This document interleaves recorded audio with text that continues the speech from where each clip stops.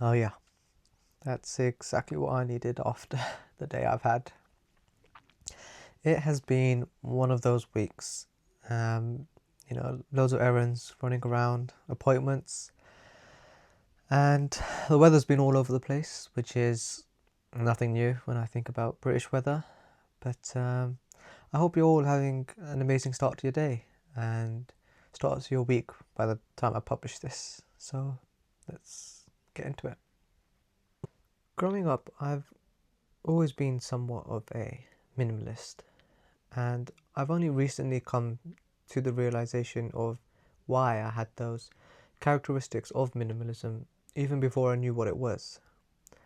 If you were to ask the very few people who have known me from during my childhood, they would all tell you the same thing, and that is that I was and still am obsessed with small items, from small toys when I was younger to even as I've grown up, being obsessed with small pieces of technology.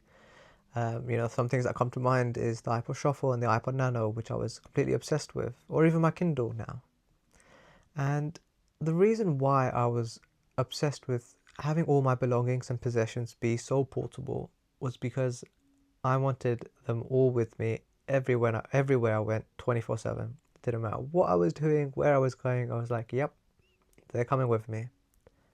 And I think when I look back at that, or when I have looked back at that in the past, I always thought it was just a quirk or something that just made me me.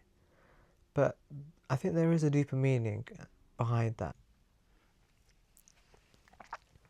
Growing up, me and my family were moving around quite a lot. And so ultimately things became lost, they became left behind, or they were so difficult to move that they caused us a lot of stress and burden. And these were things that were at some point really expensive, or that were things that were filled the rooms that we lived in, and were ultimately things that we had at one point, cried and wished for. And I think that was a real wake up call for me, that these things and items that we desired and we wished for, they ultimately become useless, they become replaced, or they become no value to us. And I think that this whole experience kind of had an underlying effect on why I wanted to keep all my belongings and possessions really small. And this, want and this lifestyle of keeping everything I own portable kind of developed to the point where I realized ultimately that I just didn't want a lot of belongings, period. These things, they cause a lot of clutter, they can increase maintenance to some extent, and I always felt kind of tied down by them. I always felt, kind of trapped, and I didn't also like, that depressed feeling of where we define our happiness or our short-term happiness by whether or not we can afford or actually get a certain piece of product or item. And I realized that in the grand scheme of things, that's really unimportant. And I didn't want to define my happiness and lifestyle like that. And there is much more to minimalism than just cutting down on physical stuff, believe me. And I'll touch a little bit more on that later. But of course, the big elephant in the room, especially within this society, is the consumer lifestyle that we are currently living in.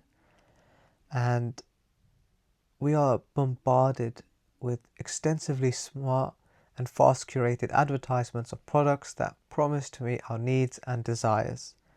But I've really grown to understand that these short-term purchases won't make you happy. Definitely not in the long term.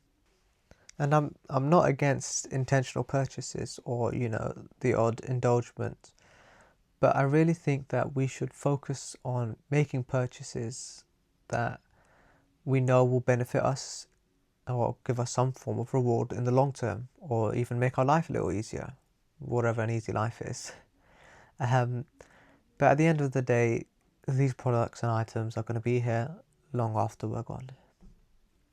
You're not going to be taking them into your grave, and they're not going to benefit you after this life. At the end of the day, and ultimately, these products cause us short-term happiness, long-term financial stress, a big hole in our wallets, and make these very big corporations very, very happy. I'm looking at you, Bezos. But like I was saying, there is a lot more to minimalism than just stuff. And that's something that I've been trying to expand on in other aspects of my life, from my routine to my workspace. And I'll give you an example of this. A lot of times on social media, I see people talking about trying to find enjoyment outside of the working hours, so the 9 to 5. And typically, what I see is people saying that when they come home from work, they only find themselves with enough time to and energy to make themselves dinner, something to eat, and scroll on their phone, and also just prepare for the next day. So what do? They splash out on Friday evening at a nice expensive restaurant, or make some very short-term expensive purchase to make that long hard week feel somewhat justified and fulfilling. And don't get me wrong, I'm a very big advocate of finding enjoyment and building a life outside of work. But if your escape and justification for all that hard work is just to make these short-term purchases, then I hate to break it to you, you're not really solving anything. But disclaimer, that's just my opinion. I am also one of those people trying to, find enjoyment and meaning outside of, my working life. And I've been trying to really reflect and identify on what makes me happy. And I know that what makes me happy is spending time with the people I love and the people who give me true peace. I know that it's spending my time and my hard-earned money on things that will benefit me in the long term and will provide me with some ease in my lifestyle, or help me to benefit on and build on my skills. But I'm also not going to lie, and I'm not going to be a hypocrite and say that I completely cut out on takeout or the odd event or social event. That's not the case.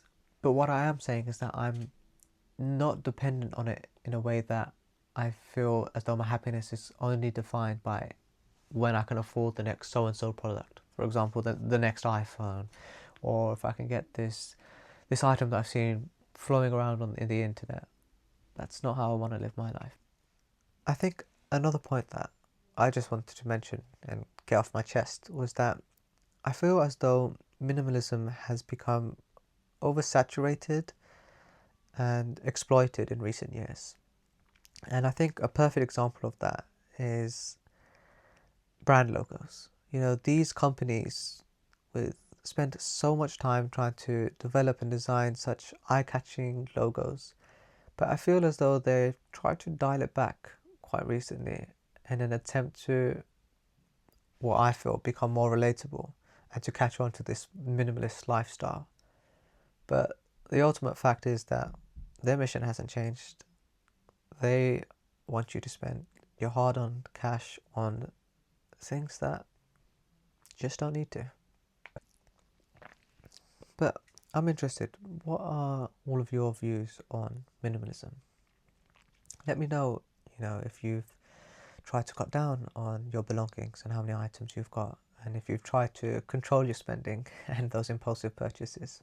And if any of you are a minimalist, what do you feel caused you to have that change in lifestyle? Let me know in the comments below. And until the next video, fi amanillah.